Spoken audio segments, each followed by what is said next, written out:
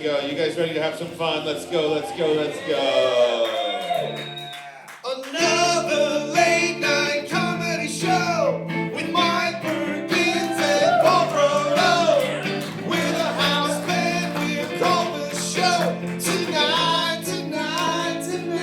Another late night comedy show tonight with Mike Perkins. Hey. That's what I'm talking about, baby! Give it up for yourselves for coming to another late show tonight, ladies and gentlemen.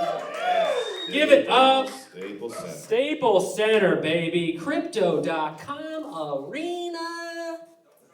Don't trust the crypto. I lost a lot of fucking money in crypto. Let's just put it out there. Didn't lose a lot. I had a lot of profit.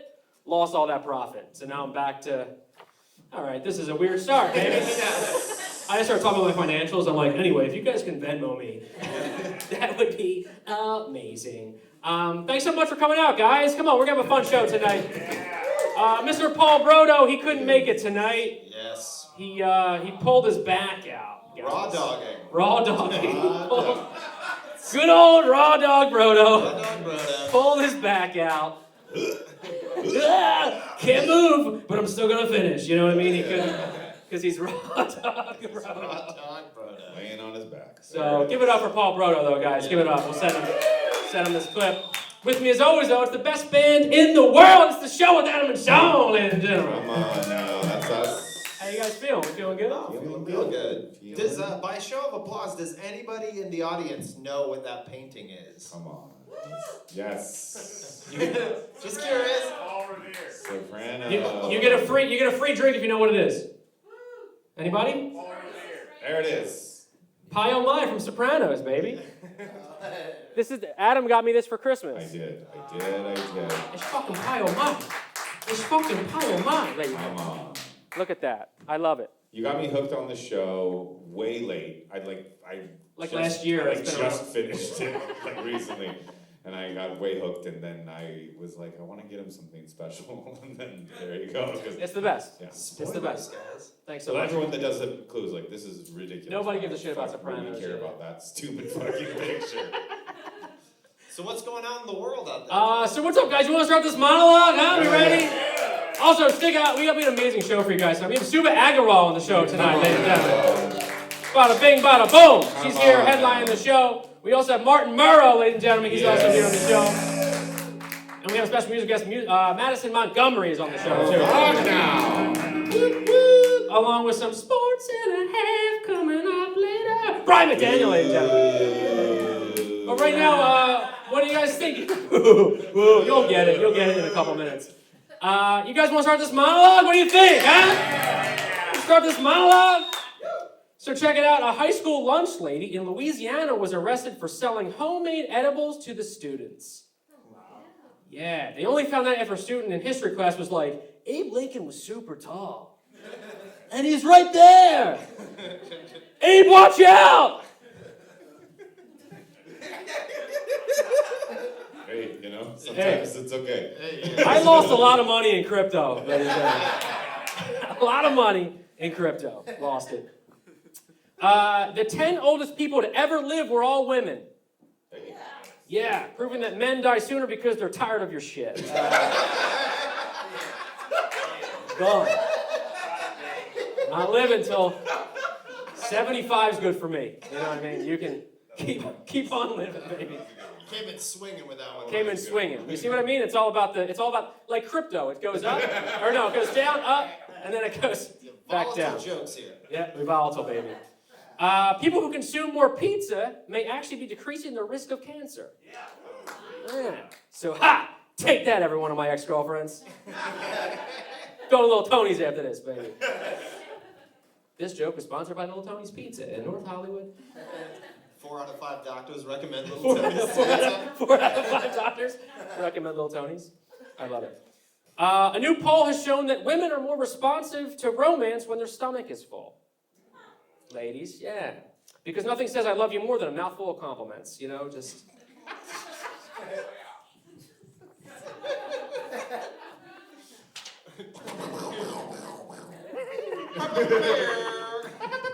So Paul usually does sound effects, and I love that you guys are. He was like, I'm just gonna need you to make sound effects tonight. Listen, if you guys, I'm gonna bomb some of these jokes. If you guys can do some sound effects. Michael Winslow in here. Can't wait to do that. A scientific study suggests that Lucky Charms may be healthier than eggs, cheese, or steak. Yeah, it's bullshit. But look, if you don't believe that, then I guess you don't believe in the 2023 5th grade science fair winner, Johnny Barrett, okay? He found out that Lucky Charms were healthier, and he's telling his mom that forever. They're healthy. I'm getting fruit, Mom. It's red and yellow. And it's green like vegetables. This was crazy. A woman in Ohio said that she has completely quit driving after being in 13 car accidents. 13 car accidents, yeah. She's saying it's not because she was scared, it's just her insurance is $3,000 a month now. So, it's just, she can't drive. State Farm's like a good neighbor. Oh, no, wait, not that neighbor, not that neighbor. Hold on. Don't answer it, don't answer it, don't do it. Don't answer it. A lot of State Farm fans in the crowd. We're a Geico crowd here at Another Late Show tonight. I get it. It was stated that wearing socks during sex can increase your chances of having an orgasm. Oh, yeah. Oh, yeah. That explains why they call it Fruit of the Loom, you know? Minnesota style. Speaking of orgasms, what a segue, huh? What a segue. A new study has shown that orgasming can help clear a stuffy nose. Yeah, no wonder they call it Benadryl. Yeah. Ow! And some aspirin. And some aspirin. Diamond tap that. I'm a Dinah Tap Dad.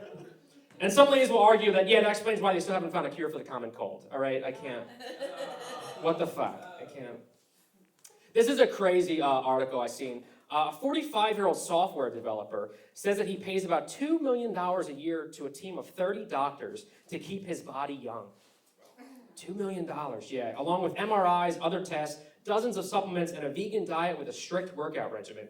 He has the heart of a 37-year-old, the skin of a 28-year-old, and the fitness body of an 18-year-old. Yeah. Sadly, he's single because he still has the penis of an 8-year-old. So, sadly. This Sunday starts National Meat Week. Hey, gabagoo. Gabagoo. Gabagoo. Away, gabagoo. Yes, National Meat Week, which makes perfect sense why my ex-girlfriend always cheated on me this time of year.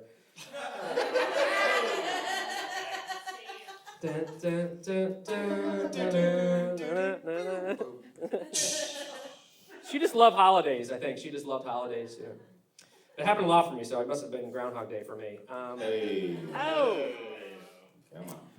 This is the worst news of all, ladies and gentlemen. Shakira got cheated on by her husband.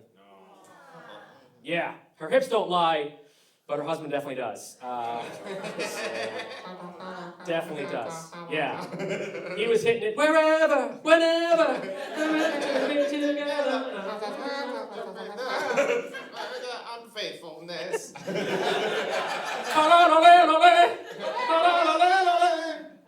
There was another she-wolf in the closet.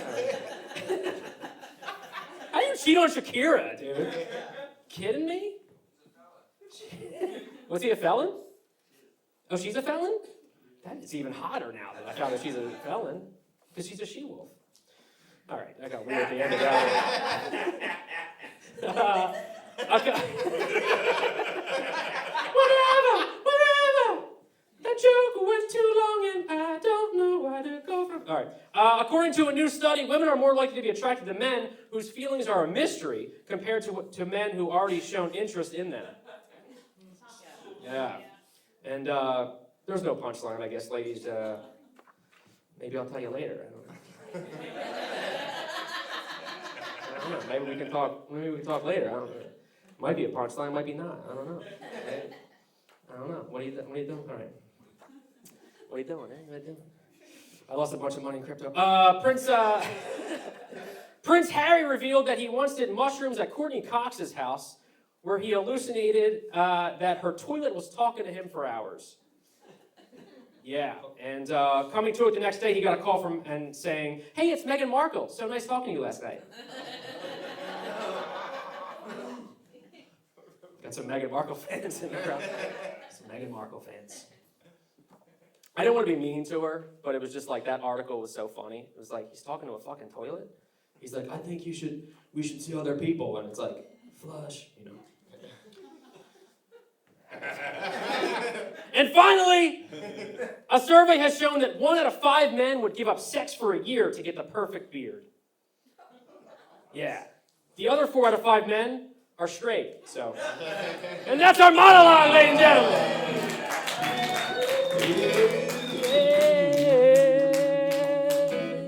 We have an amazing show for you guys tonight. We ready to have some fun tonight? Yes. Are you guys ready to have some fun tonight, baby? Yes. Thank you so much for coming to another late show tonight. If it's your first time here, thank you so much for coming. We've been doing this for almost 3 years now, baby. Crazy. Keep it up, baby. We even went on Zoom during the pandemic, guys. Come on, we were zooming it up. They ain't gonna stop us. And one staple of this show since the very beginning was our next segment. I want to get it so loud in here for this next segment, okay? He has been a staple of the show, one of my best friends in the world. Guys, I want to get the round of applause going. Get it going very loud in here for Sports and a Half with my man, Brian McDaniel!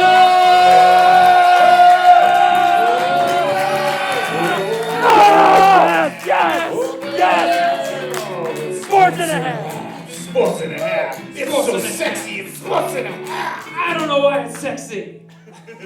Hey, this is Sports and a Half. It's a segment about sports, but you don't need to know anything about sports to enjoy it. You just need to respond honestly with your feelings to whatever I say. So if I say something you like, I want to hear you cheer. Let me hear you cheer. Yes. If I say something you don't like, let me hear you boo. Let me hear you boo. Yeah, so it's good. Bullshit. Bullshit. Yeah, well, yeah, there you go. Whatever. Those fucking Nickelodeon sweatshirts. Boo. All right, Tom Brady. All right, Tom Brady went on his own podcast, which he started and owns with his co-host, who he hired, and his co-host asked him about his retirement, and his response was, "If I knew what I was gonna fucking do, I'd have already fucking done it." Which, to say to your own co-host who you hired on your, it just seemed, it's bullshit, right? It was so dumb. It was like just very, yeah, boo, yeah, full boo for that. So I thought it was very dumb. But at the same time, that quote is maybe the best possible answer to when your partner asks you, "What do you want to do for dinner?" If I knew what I wanted to fucking do, I'd have fucking done it already! The best possible answer for that. Sports and a Half! Right. The Dallas Cowboys lost. Yeah. Welcome. Yeah, welcome. But even better, their kicker missed 6 out of 7 extra point attempts. Those little short kicks after a touchdown where you're just 20 yards, just the little ones, right? He missed 6 out of 7 of those, leaving every glorified JV high school soccer player wondering why they settled in life. He was that. Yeah! I was varsity. You could have been making $705,000 a year, minimum. Instead of performing for 8 people in North Hollywood on a Wednesday. Sports and a Half. All right, the Eddy is a big wave surf competition which they only have when the conditions are perfect on the North Shore of Hawaii, named after Eddie Aikau, who was a legendary lifeguard who died trying to save other people. And so it's been 7 years since the conditions were right, and they finally had it recently. And it was won by a lifeguard at that beach named Kyle Shepardson. He was literally going from the tower back and forth to the waves to compete against pro surfers, and he won the competition, pulled in $10,000, won the competition, and afterwards he had to go back on duty as the lifeguard. And I found a few stories about this, and all of them were like, well, you know, that's what Eddie would have done too. And I was like, well, yeah, it's $10,000. What's he gonna do? Quit his fucking job? $10,000 isn't walk away money. $10,000 is I still have this job money. All right, that's the Eddie. Sports and a half. Okay. This is the best story in sports going. Damar Hamlin has a clone. What? Mm-hmm. Yeah, you guys don't know this story? Oh, this is very good. This is very good. After his, very frightening on-field heart attack, Damar Hamlin has been replaced by a body double as a cover-up for the fact that he actually died from the COVID vaccine.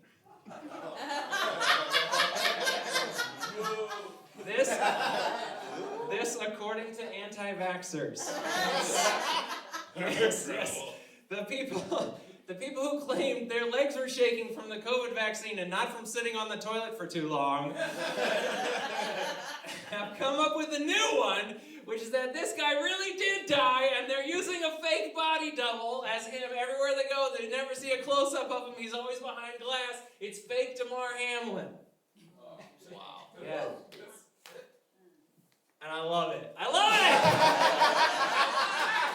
It's so creative! Like, it's so brilliant! Like, what a great movie that would be. The guy who gets called up from obscurity to pretend to be the NFL player who never can play football again and just gets to live the life. What a great movie! These anti-vaxxers should be writing our movies. They should. How much better would that be than another installment of, oh, well, if something happens slightly different in this multiverse, we could rehash the same fucking movie again! Sports and a half!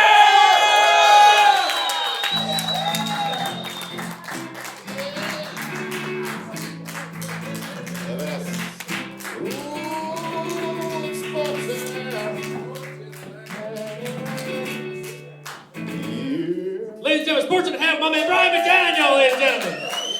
Give it up, baby. Are you guys ready for a special musical guest of the night? Yes. You guys ready for a special musical guest of the night? Yeah. She performs all around town. You can check her out on Apple Music, Spotify, and you're about to see her right now. Rock this house out. Guys, get the round of applause going. Come on, get it loud in here. For Madison Montgomery.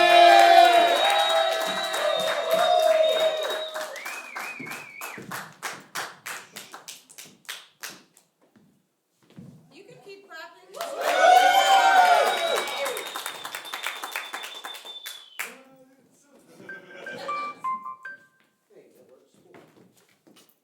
I gotta have a catchphrase. Sports and a half was good. How can I compete? Ladies and gentlemen, Madison Montgomery. Come on, baby. Get it going.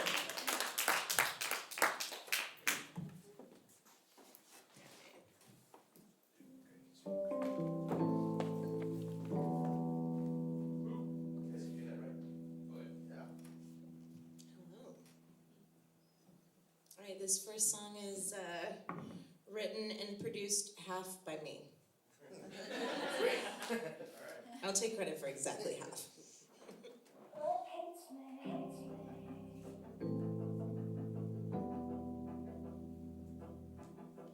I say goodnight, you say goodbye. Been watching that clock tick-tock out with the side of your eye. Waiting for when you're rescued by morning.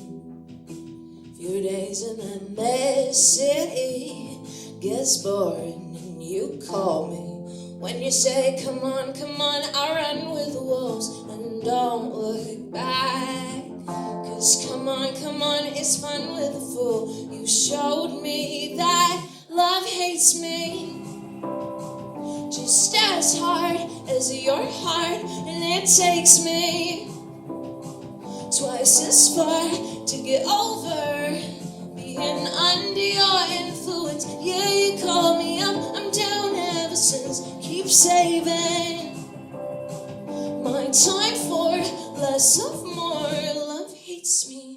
I say goodbye, you say goodnight. Wonderland, clock tick-tock out the side of your eye, waiting for when you're rescued by morning. Few days and then this city gets boring, and you call me when you say, come on, I run with the wolves and don't look back. 'Cause come on, it's fun with a fool. You showed me that love hates me just as hard as your heart, and it takes me twice as far to get over being under your influence. Yeah, you call me up, I'm down ever since. Keep saving my time for less of more. Love hates when I feel it, when it's really me and over my head. Love loves when I can't see past beginnings that lead to the end. Love hates when I feel it, when it's really me and over my head. Love loves when I can't see past beginnings that lead to the end. Never was my friend. Love hates me just as hard as your heart, and it takes me twice as far to get over being under your influence. Yeah, you call me up, I'm down ever since. Keep saving my time for less of more. Love hates me.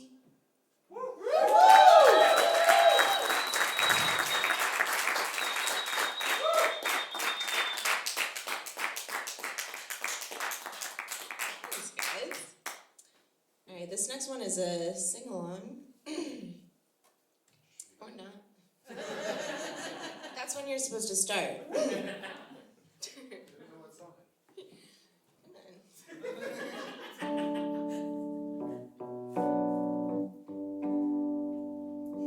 I wake up every evening with a big smile on my face, and it never feels out of place. And you're still probably working at a 9-to-5 pace. I wonder how bad that tastes when you see my face. Hope it gives you hell, hope it gives you hell. When you walk my way, hope it gives you hell, hope it gives you hell. Now where's my picket fence love? Where's that shiny car? Did it ever get you far? 'Cause you never seem so tense, love, and I never seem fall so hard. Do you know where you are? 'Cause truth be told, I miss you, and truth be told, I'm lying. When you see my face, hope it gives you hell, hope it gives you hell. When you walk my way, hope it gives you hell, hope it gives you hell. If you find a man that's worth a damn and he treats you well, then he's a fool, I'm just as well, hope it gives you hell. Now you'll never see what you've done to me. You can take back the memories, they're no good to me.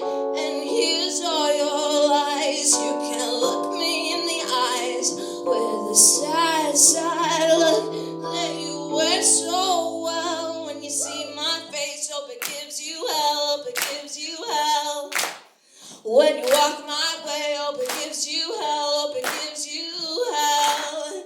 If you find a man that's worth the damn, he treats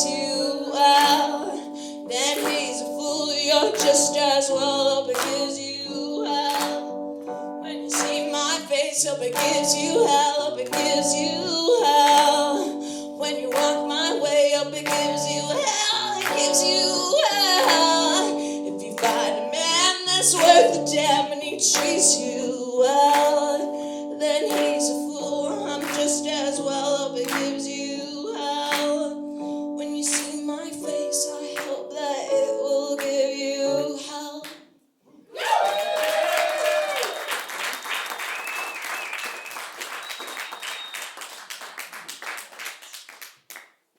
This next song is another one of mine. Not a sing-along. Sorry.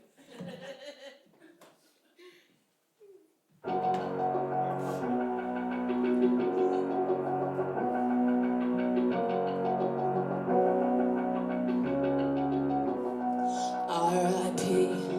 to saying yes and saying no to me, to walk around not stopping to see, to tears I cried over some stupid guy when I was 15. R.I.P.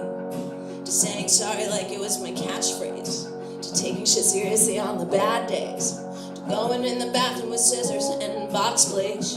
R.I.P. R.I.P. to everything I let go. R.I.P. R.I.P. to everything that kept hold. No contest, all save me. I try my best to let it rest in peace. R.I.P. R.I.P. to keeping friends that weren't friends at all, to stopping new and standing on the wall, to that May 2016 summer when I took the fall. R.I.P. to wasting time looking for the rewind, and not tasting hours like they were fine wine, to stop my whole little heart from hearing out my mind. R.I.P. R.I.P. to everything I let go. R.I.P. R.I.P.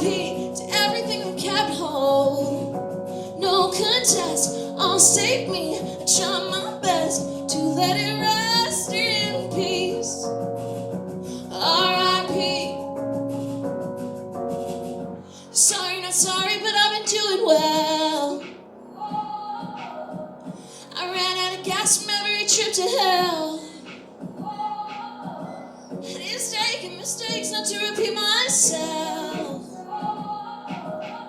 So I'm through clinging to every breath I held. Now I exhale. R.I.P.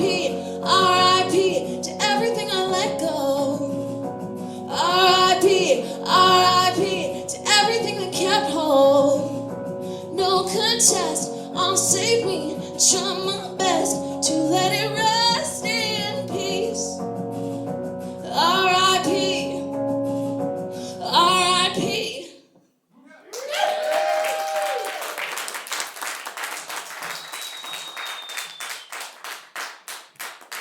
Now this last one is the least romantic love song that I've ever written. That's all you need to know.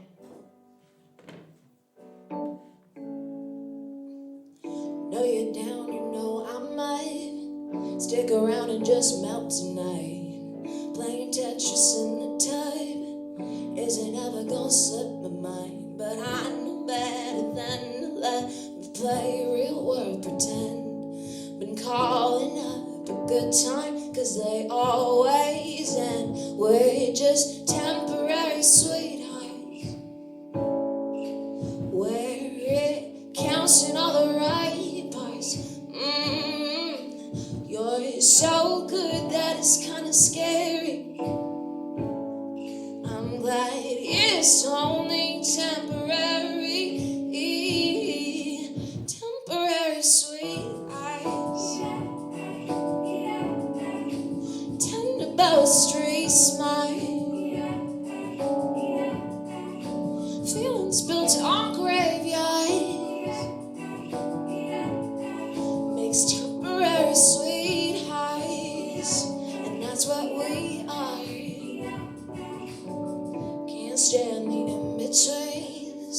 Every time the hours run out, I see you throwing eyes at me. Wish I didn't have to catch myself this time, but I'm not trying to go that road again. Tell myself, I call the good time, 'cause they always end. We're just temporary sweethearts, where it counts in all the right parts. You're so good that it's kind of scary. I'm glad it's only temporary. Temporary sweethearts, tender by a street smile, feelings built on graveyards, makes temporary sweethearts, and that's what we are. So if you wanna please come over, I won't hold it against you. You might even catch me glancing, but we know we both got it on like, until we're both taking covers, leaving each other grasping for air between ugly laughing. Boy, not gonna be the one to slip by for a temporary sweetheart. I'm tender by a street smile, feelings built on graveyards, makes temporary sweethearts. Oh, this feelings built on graveyards, my temporary sweetheart.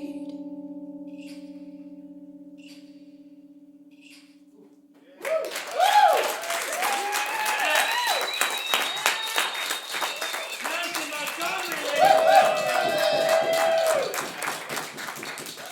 guys, come on. She's the best of the best, ladies and gentlemen. Seriously, follow all her music on Spotify, Apple Music, buy all her albums. Just do it. Madison's amazing, guys. Give it up, baby. It's funny when she was singing that song, my girlfriend texted me at the time. She's like, "You just want to be temporary sweethearts?" And I was like, "What does that mean?" Now I know, so I'm single. For now. Maybe not tomorrow, but temporary. Are you guys ready for our next special guest of the night? Yeah. Are we ready for our next special guest of the night? I love this guy. He tours all around the country, and you're about to see him on Netflix's I Can't Wait. I Can't Ask You to Leave. I Can't Wait Till You Leave. I just fucked it up. It's an amazing show. What's the show? I Think You Should Leave, baby. It's an amazing show, and you're about to see him on it. Guys, get your applause going! Brilliant Martin Morrow!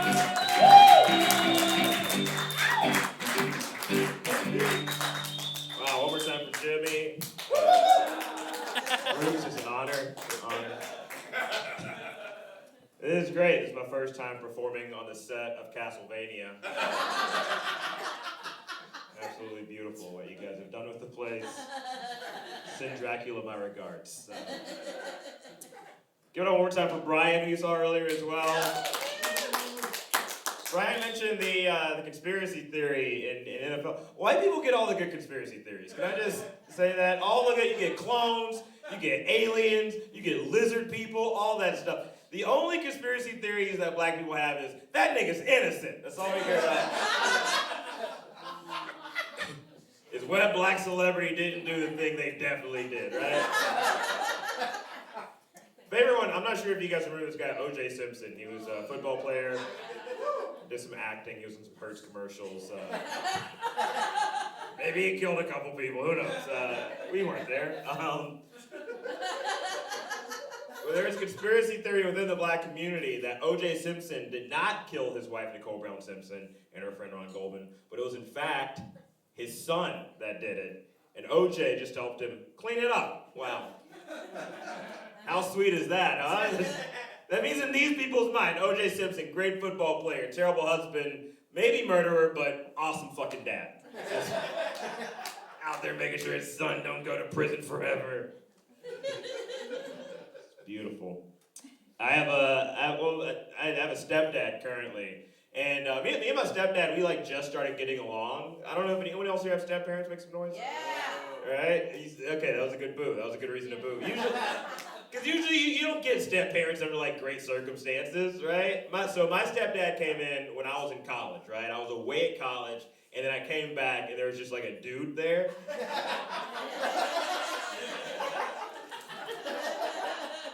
Like, it felt like, I don't know if you remember, like, watching a 90s sitcom, and then one season, it's like, oh, yeah, that's the mom. And then the next season, like, that's a different mom. Or we all have to lie to each other or something. Like, this guy has a British accent. What the fuck is going on? We live in Alabama, Mom. What is this? My stepdad, he's an alcoholic, London-born Nigerian. You've probably got some of his emails before. We used to fight all the time, right? We used to fight all the time. And he would always try to convince me, he's like, you need to visit Africa. You really need to visit Africa. And I thought it was a setup, right? Because every movie I ever saw about Africa was like niggas dying. Like, it was always really like Black Hawk Down, fucking Congo. They had apes killing people in that one. The Lion King, they're terrible. They just killed the dad in the whole full circle, you know? It was weird. Circle of life, however you want to. But I did. I ended up going to Africa. I went to South Africa, the safe parts. That's where we are, white people. Here's the thing, I'm very bad at vacationing, right? I'm very bad at vacationing. So my full name is Martin Mandela Morrow. That's my real name. Martin after Martin Luther King Jr., Mandela after Nelson Mandela, and then Morrow because my parents fucked. Like, you get to keep that one. So I was like, I'm in South Africa, I should go visit my namesake. This is how bad at vacationing I am, right? I found out I was 15 feet away from where Nelson Mandela was locked away in prison for years and years and years. And I was like, I don't want to take an afternoon to see that shit. Like, that's how. I was like, no, but that's a heavy fucking name. That's a lot of pressure when you have a name like that, right? Like, I went to the bank recently, and they had to look at my ID. They go, wow, Martin Mandela, do you want to be like those guys? And I was like, absolutely not, no. Not at all. She was like, why? I go, because everyone wanted them dead. Like, their government's trying to kill them. I don't want that. I'm scared to pay taxes already. I don't need the pressure of some dude shooting me outside of a motel. That's a lot. I got heavy. Okay, I understand. There's a lot of white people here for that kind of energy. I get it. You guys remember what you did to MLK? You remember what you did? That's your FBI that killed the doctor. It's scary, I get it. That's too much. I'm single. That better? You like that? Fucking babies. I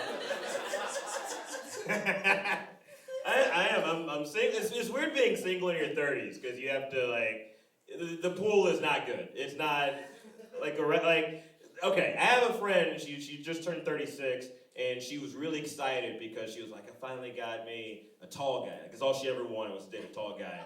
But the thing is, if you're like in your 30s and you want like a person who's like the good ones have been caught. Like they're done.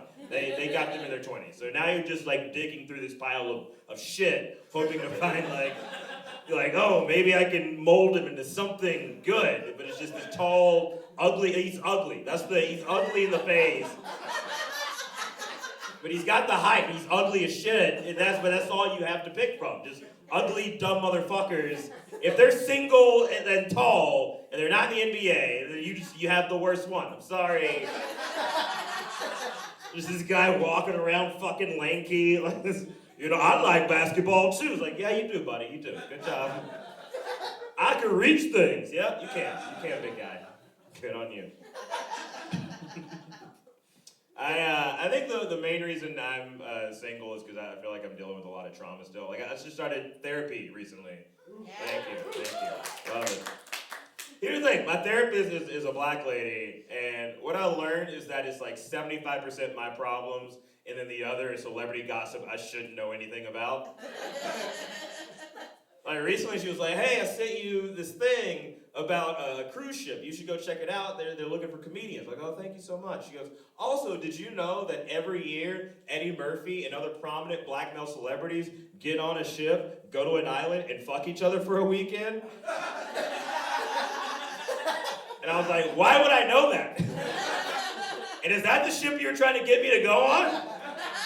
Because I'll do it. I'm desperate. I am. Is Eddie fucking Murphy? He's the greatest. What are you talking about? He can go wrong on Doolittle anytime. You know what I mean? A lot of the trauma I found out I'm dealing with too, though, is just because. So my parents, they got divorced when I was 5.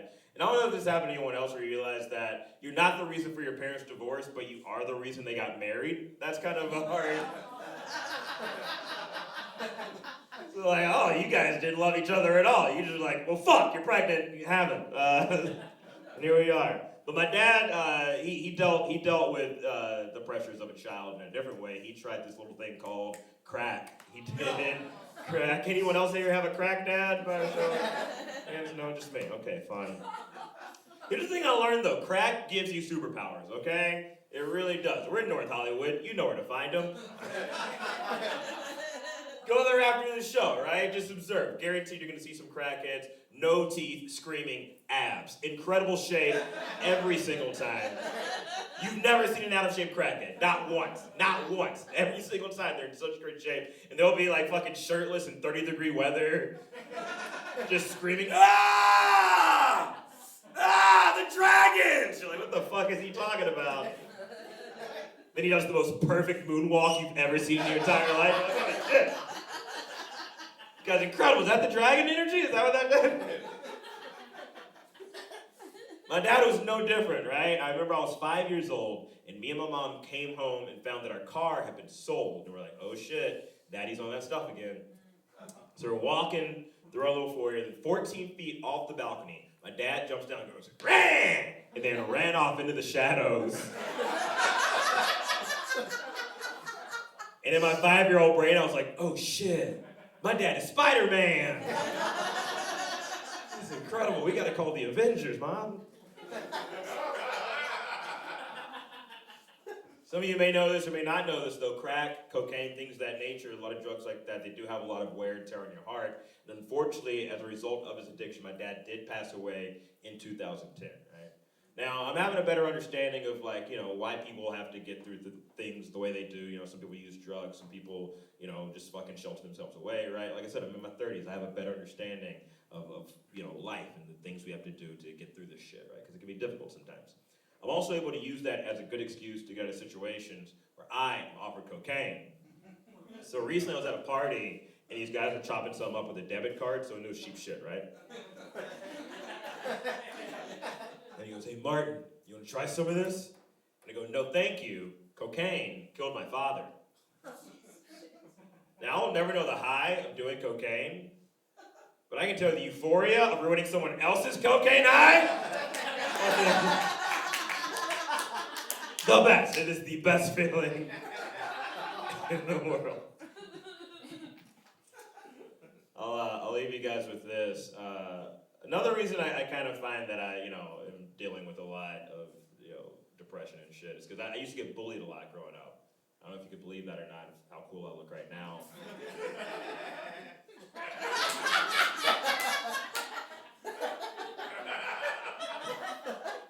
I used to get bullied a lot.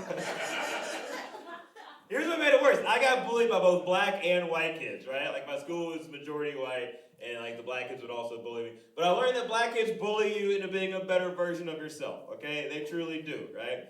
So I remember there was one day I was walking in the hallway, just minding my own 8th grade business, you know, and this black kid pops out and goes, hey, your hairline's trash, that outfit sucks, and them shoes ain't shit. And he just walked away. As if he didn't ruin my whole week. I'm 34, I'm still talking about that shit, right? But the next day I got a haircut, I got a new fit, threw them shoes away, right? Your boy was stunting, okay? You know, every white kid that bullied me was like, you're fat, you're stupid, you're gay, right? So I understand why you guys have to shoot up the school, okay? There's no... There's no room for growth with that, so everyone has to go. I understand. It makes sense. But if I can't grow, you all gotta go.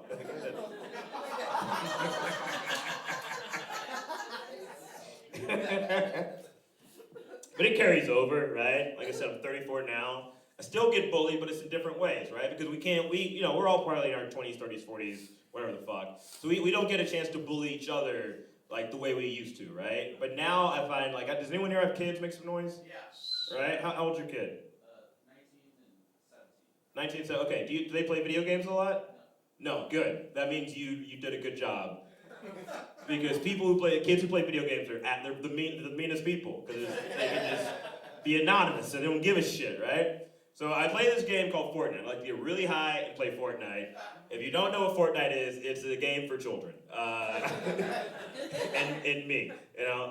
But I was feeling bold one day. Because like I said, I'm really good at the game, but I was like, you know what, I want to play in a team environment. So I got the little Janet Jackson headset, you know what I mean? Got that motherfucker, right? And I'm on the chat, and I'm in my little group, and I'm talking. I'm like, yeah, man, I think we should fall here to start the game. And this kid goes, what are you, like 40? Like, that was his opening line. I go, nah, man, I'm 34. What is this energy? We're on the same team, dog. Why are you being mean to me right now? He goes, shouldn't you be drinking coffee right now? Nah, man, it's 10 o'clock at night. Why would I be drinking coffee? That doesn't make any sense. He goes, well, then shouldn't you be making dinner for your family right now? I go, I'm playing Fortnite at 10 o'clock at night. I clearly don't have a family. Stop being mean to me. He kept going in, though, for like another 8 minutes. And I was like, I got to shut that shit down. And then all the millennial came out of me, right? And there's one moment, and he keeps going in. I go, hey, man, what's your mom's name? And he goes, why? And I go, because I probably fucked her. He goes, nuh-uh, she has a boyfriend. And I go, I probably fucked him, too. What do you want to do, bro? I will destroy your whole family, okay? He blocked me right after that. I was like, that makes sense. You should do that. All right, guys. I've been Mark tomorrow. Thank you so much. One time for Mike and the boys. What's up, my man Mark Morrow, ladies and gentlemen? Hey, fuck that guy from years ago. He's looking good, ladies and gentlemen. You see that? Come on. Looking good. One more time, Mark Morrow, ladies and gentlemen. You guys ready for our next special guest of the night? You guys ready for our next special guest of the night? She's incredible. You've seen her on HBO. You've seen her on Comedy Central. And she just released a new album called Dog Show. Guys, get the round of applause going. Come on, get it loud there for Subhah Agarwal. Hey, keep it going for Mike. Yeah, hi. Excited to be here. Trying to focus on the positive things, you know. I'm happy it's a new year. I don't know if anyone else had a rough 2022, but fuck. It's not all bad though. I did get married, which was fun. That's how I would describe that. When it's that expensive, it's not the best day of my life. Like, fuck. It was great, but I didn't take his last name. It's not a feminist thing. It's just that he is a white dude whose last name is literally white. I'm like, too much. Like, I catch so much shit from other Indians for marrying a white dude. Like, my name is Subhah Agarwal. If I changed my name, I would become Subhah White. Do you understand? Like, Subhah White isn't a name. It's a description of Michael Bublé. Okay, yeah. I can't. Never thought I was gonna get married. Some of my friends social shit on me. They never want to do that. But why would you get married? It's so much work. Why would you get married? I was like, girl, you don't think being single was work? You know what's work? Buying Plan B at 1 a.m. All while being judged by some Walgreens bitch named Trudy wearing a "What Would Jesus Do" sweatshirt. That is work. It's like, I don't know, Trudy, what would Jesus do if the condom broke while he was fucking the janitor from his local Planet Fitness? What would he do? Can you tell me?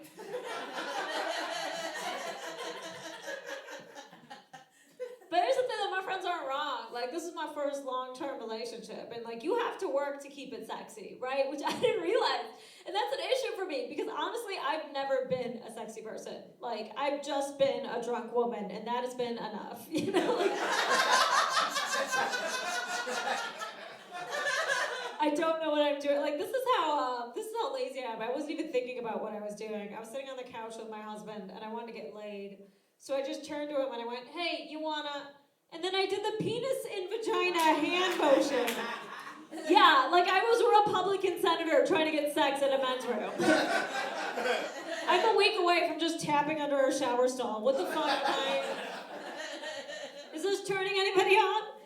Looking like that 8th grader that makes weird hand gestures for attention? My parents are getting a divorce. Nom, nom, nom, nom, nom. Is that hot? For anybody? It's like, fuck. It's like, if I want to get laid, I have to learn how to turn on my husband. Weird, you know? I don't want to do that shit.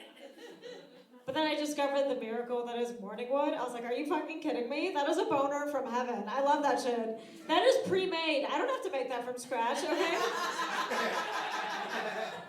That is a Pillsbury Doughboy twisted, thrown in the oven of erections. I fucking love that. Like, I catch morning wood like it's a bus I'm late for. I'm like, hold the doors! Fuck it, I'll get the next one. I mean, at the end of the day, I do have to be happy I'm not working retail. That was the fucking worst. I hated that shit. Because you always get talked down to by somebody who has no business talking down to you. I remember this lady was screaming at me because we didn't have something in stock, and her full titty had fallen out of her blouse. Did I tell her? Absolutely fucking not. She was just standing there like, wow, did you not graduate high school? Because clearly you don't understand the gravity of this situation. I was like, ma'am, there was no need to be so nippy. Although, okay, this is a little dark, but you'll be fine. This is the worst job I've ever worked, and it's so funny. I ended up working, my mom took my scholarship money temporarily. She stole it. She was mad. I was living with male roommates. It's a whole thing. But she gave it back. It's fine. But I had to get a gig last minute in college, and I ended up working as a mascot and a clown on a children's party boat. Yeah, because there is no God. That shit was the fucking worst. Kids were like hopped up on soda and like candy. They were just bouncing off the walls of this fucking boat, running up to me like, I need a balloon peacock. I'm like, you need children's Narcan. I can't do anything with this.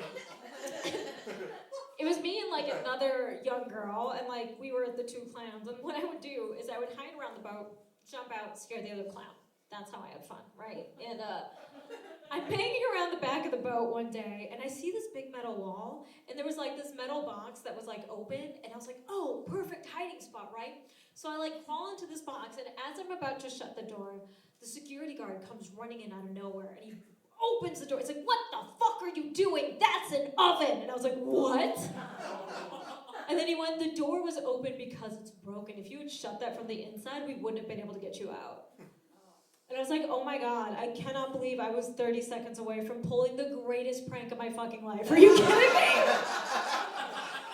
Look, I know it's fucked up, but how funny would it have been if some boat chef was like, time to bake it the souffle, and then he opens his oven and there's just a melted clown? Why? Why would It's so terrible. Okay, but that's been my time with you. I appreciate you guys. Thank you so much.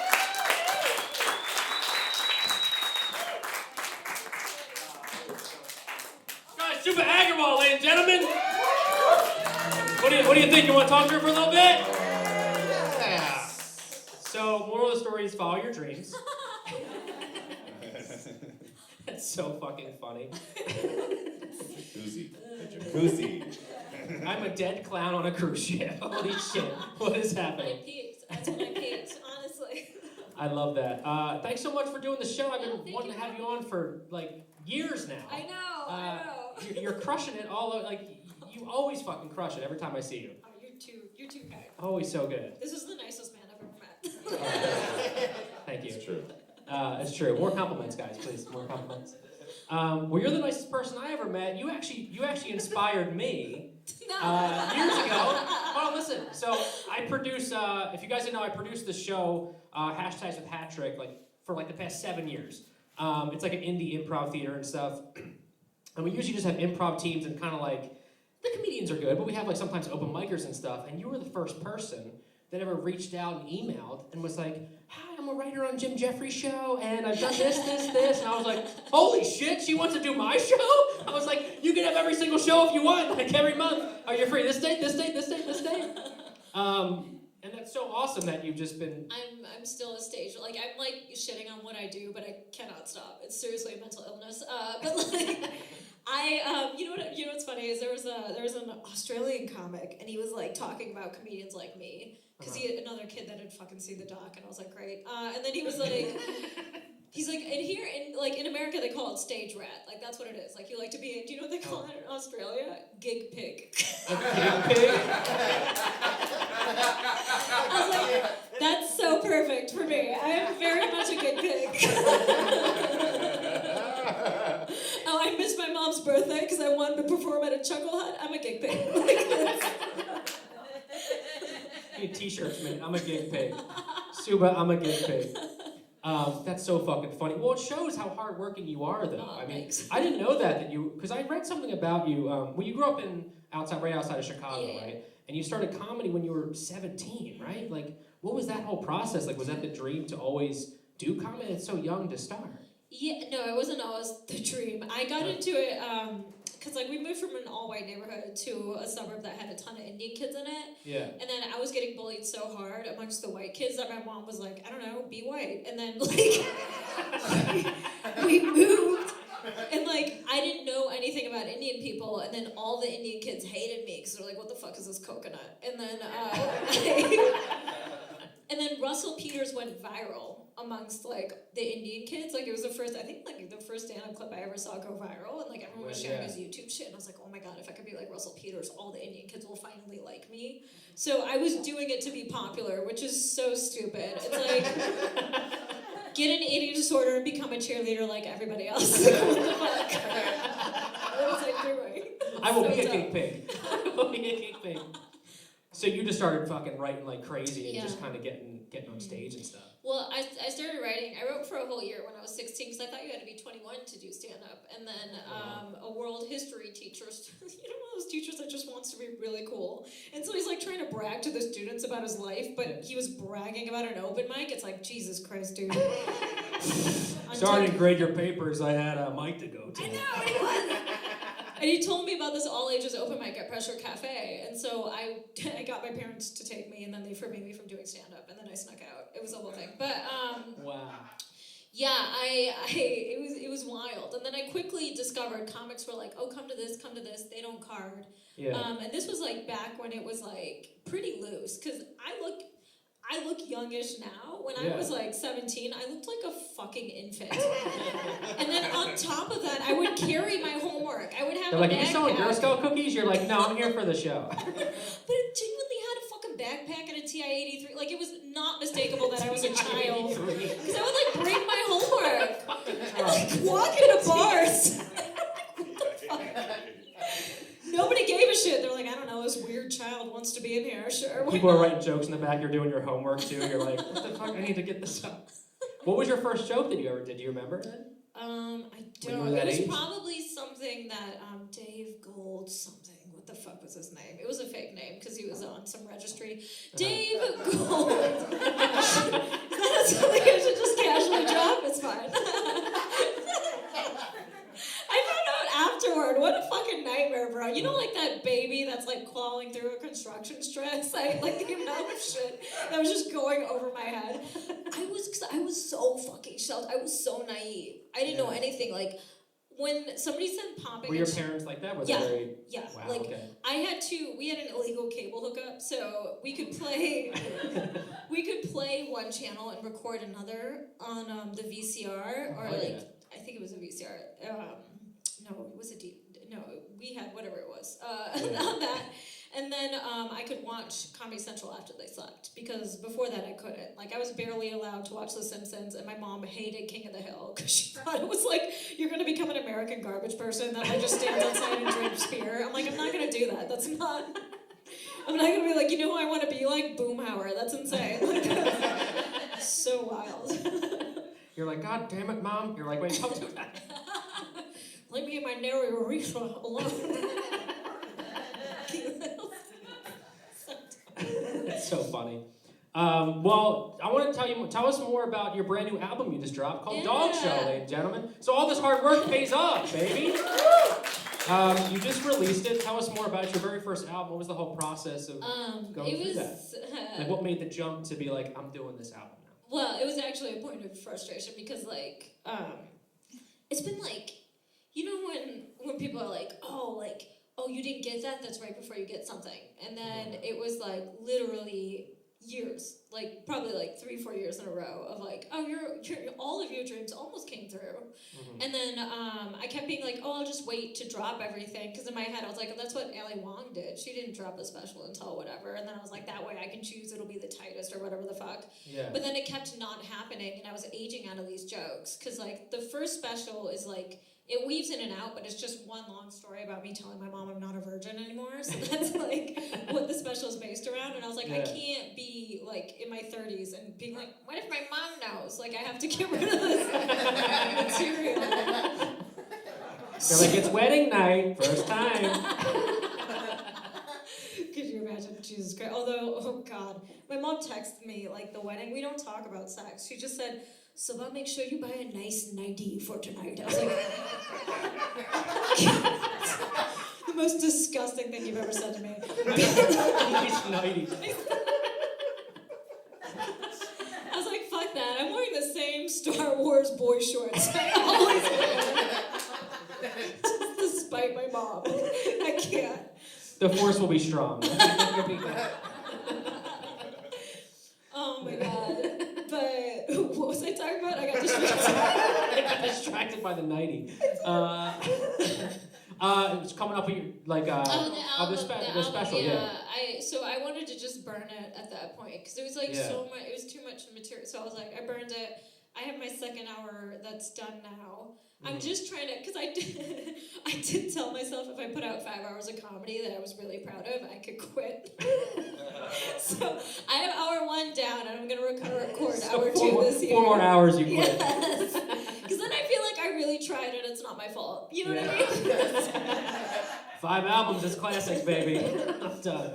But yeah, it was good. Well, this one was so great. You're such a good joke writer and just performer, and just like everything is just heavy hitting. The entire album is just every single thing. It was so many years like saved up and condensed. But that shows of all the hard work that you did for this album, and it's amazing. I put everything, guys. Check out Dog Show on Amazon and Spotify, everything. Subhah's website, it's incredible. I'm excited for the next one then too. Yeah. It's all about depression, which I don't know if you got from this set, but yeah. You can put on like emo tracks on Spotify. You're like, I was looking for Hawthorne Heights, Subhah Agarwal. Apparently, there's like me. When you search me on Spotify, someone sent me a screenshot, and then there's also when I looked it up, it was like some random singer. Bollywood singer. I was like, look, I'll take the place. That's so funny. Well, since you're I want to give some kind of like a lightning round kind of thing, or if you wanted to go in description of them. But you're such a hard worker. You perform all the you're a stage rat, gig pig, all the good stuff. What's the ideal relaxing day for Subhah Agarwal? Oh man, I'd say 1 shot, because that's all it takes. I'm such a fucking lightweight. And then just like I just like sitting on the couch and watching TV. Yes, it's just so doing fucking nothing. just like a little bit drunk so I can rewatch shit without remembering it exactly. Just sit on the couch, specifically over the garden wall. If anyone knows what that is, it's fucking it's so good. If you don't know what it is, it's amazing and you should all watch it. It's like a Pixar almost like art. It's fucking art. It's so good. I love it. So that's your thing, just sit on the couch, just do nothing. You need those days too of doing absolutely nothing. Yeah. Just to fucking recharge and just, 100%. get back in the game, baby, What's the best piece of advice you ever got about your life or career? About my life or career? Okay, that's hard. I don't know. Maybe it was a comic years ago that gave you advice, or maybe just, maybe your mom being like, wear a nightie. I would say, this actually like changed my career. When this did come out, a good thing that came out of that documentary. Scott Moran did it, who he did stand up and now he's just directing, but he came up to me when he was doing the because it was all about open mic comedy and how many open mics I did, and then he was filming in this, and he was like, by the way, Subhah, why are you still doing open mics? Years ago, the booker for Conan went to see Rory Scovel, and he was asking about you. You're really funny. funny. Like, why are you still doing open mics? And it's because I've been so beaten down by such like a toxic environment. Because like comedians, especially back in the day, were fucking awful people. And then like I thought that success would come to me when I deserved it. So I thought just work as hard as I can and get as funny as I can, and then like what I deserve will come to me. And then when he said that, a switch clicked in my brain, and I was like, no, I have to go out and fight for everything I want. And then I started asking and started getting passed at clubs and shit, because like all of my peers had already started working there. So it was like a cakewalk, where they're like, oh yeah, you're not? Like, come in. Like, it was just nuts. So I think that was like the biggest thing, is like, you have to fight for what you want. There is no deserve in this industry, you know? I love that. Yeah. Take yourself to the next level. Mhm. I love that. And last question, what's the hardest you ever laughed? Could have been when you were 5, it could have been my monologue, whatever. Whatever. What's the hardest you ever laughed? Okay, I'm terrible. I laugh when I know somebody hasn't gotten hurt, or like they've just gotten hurt a little bit. Like a faceplant will make me like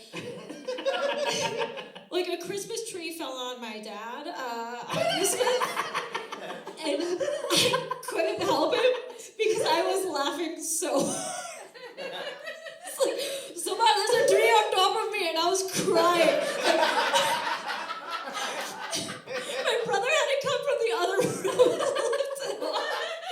I couldn't stop laughing. It was nuts. I was like, I'm a bad person. I can't. It was all sparkly. I was like, this is stupid. I was like, I can't. That image forever. It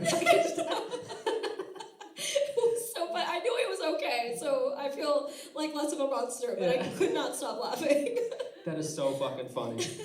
Ladies and gentlemen, Subhah Agarwal, ladies and gentlemen. Check out her new album, Dog Show, out now.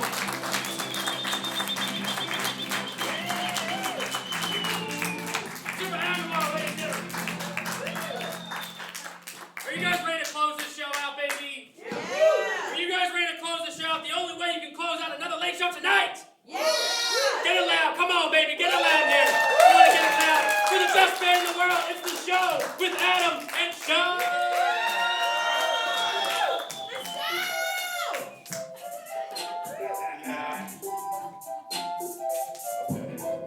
It's not our song.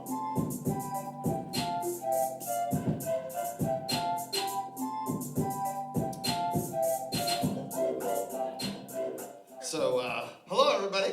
I think people thought we were about to start rapping, Yeah, which is great. Sean and I, we wanted to do something a little different tonight. We wanted to tell you about a secret of ours. Sean and I have a time machine, and A time machine, if you didn't hear that's that. right. We have a time machine, and we use it, and we've used it, and we've discovered a lot of things about the time machine when we go into time, and we wrote an opera. This is our time machine opera. It's a true story.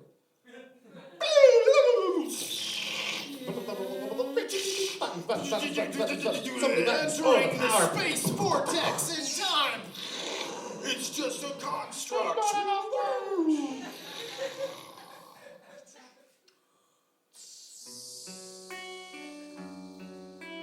Come. It's 1941. The year, not the time. Adam and I are the greatest Caucasians in Italy. Whoa. And this is our story. Whoa. Because we were part of the Cosa Nostra, the mafia.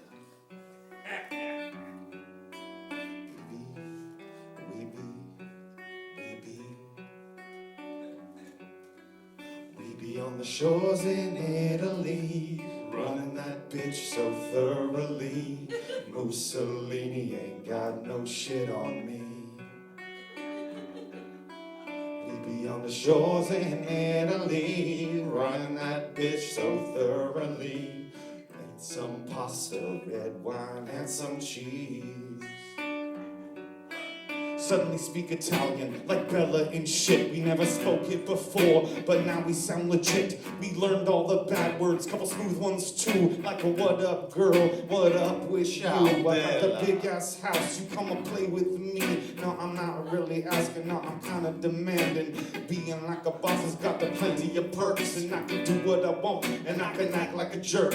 But one thing's for sure, we run the mafia, and if you ask too many questions, yeah, we probably kill you. We be on the shores in Italy, running that bitch so thoroughly. Mussolini ain't got no shit on me. We be on the shores in Italy, running that bitch so thoroughly. Hang with the Pope, drinking Chianti.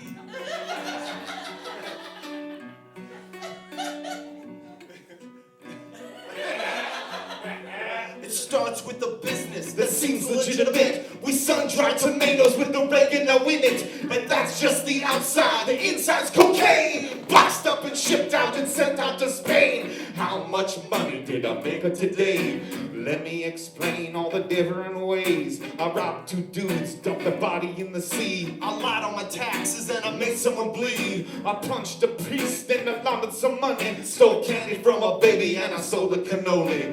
We be on the shores in Italy, running that bitch so thoroughly. Mussolini ain't got no shit on me. A little cafe. Luigi. Sabaro.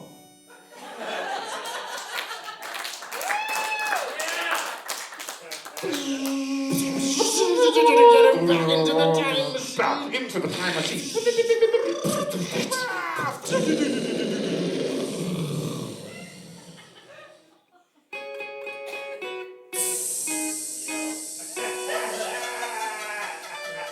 Come. Travel with us to Japan. It's 1445. The year, not the time. Adam and I are the only 2 Caucasians in Japan. And this is our story. Where we learn the ways of the martial arts. Karate.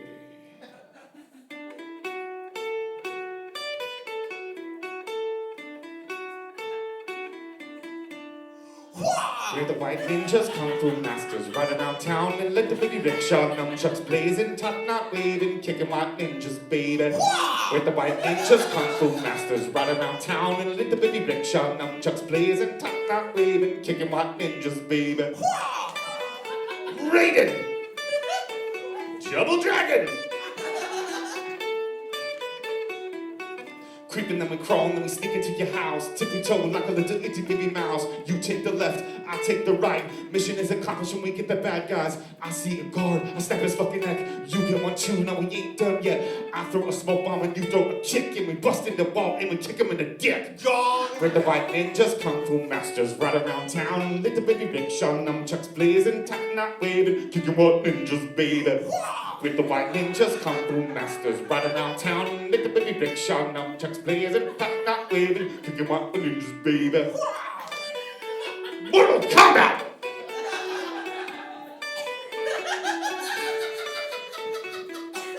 Boy, oh boy, get am I excited. We jump so high that we're looking for flying. And our sensei done taught us a couple of things. A leg sweep, a roundhouse, you know what I mean. We bring that thunder, we bring that stick. A kendo stick to be specific. If you're ever in fear or you're ever scared, call the white ninjas and we'll be there. Gong! We're the white ninjas, kung fu masters, ride around town. Let the baby rickshaw, nunchucks blazing, top-knot waving, kicking white ninjas, baby.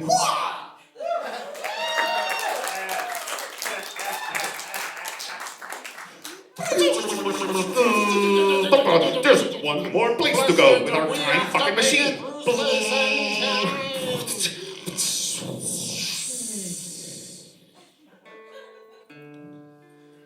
Come. Travel with us to England. It's 10:05.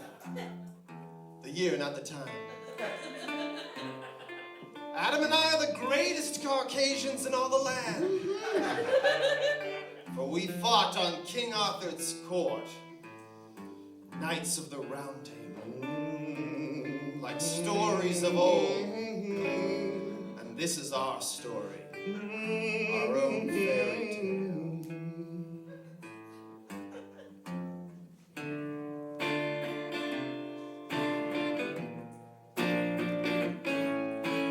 Classical, medieval, big-time players, Knights of the Round Table, Dragon Slayers. Classical, medieval, big-time players, Knights of the Round Table, Dragon Slayers, yeah.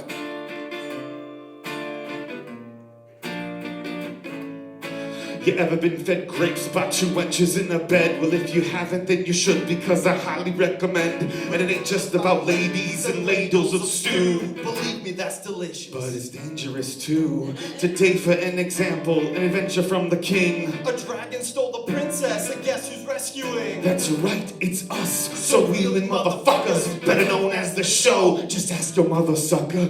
Classical, medieval, big-time players, Knights of the Round Table, Dragon Slayers. Classical, medieval, big-time players, Knights of the Round Table, Dragon Slayers, yeah.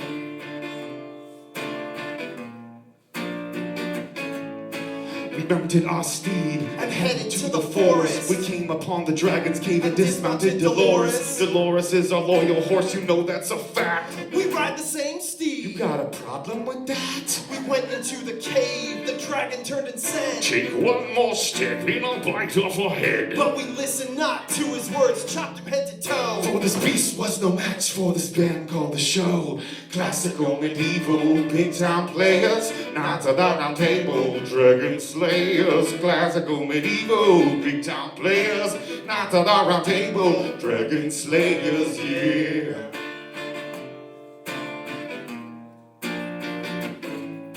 The princess was so grateful that we had saved her life. How can I ever repay you, knights? As she looked into her eyes, There was only one gift that was deserving for us. A double blowjob for the show, right in front of Dolores. Classical, medieval, big-time players, Knights of the Round Table, Dragon Slayers, yeah. Dragons and blowjobs. Thank you very much, everybody. We're the show Adam and Sean. Mike, come up here, because we gotta say, it's time to say goodnight to Another late night comedy show with Mike Perkins and Paul Brodo. We're the house band, we call the show tonight, tonight, tonight. Everybody Go Home. Yeah. Guys, thank you so much for another late show tonight. We love you guys. Have a wonderful night. We're back next month. Come on back, baby.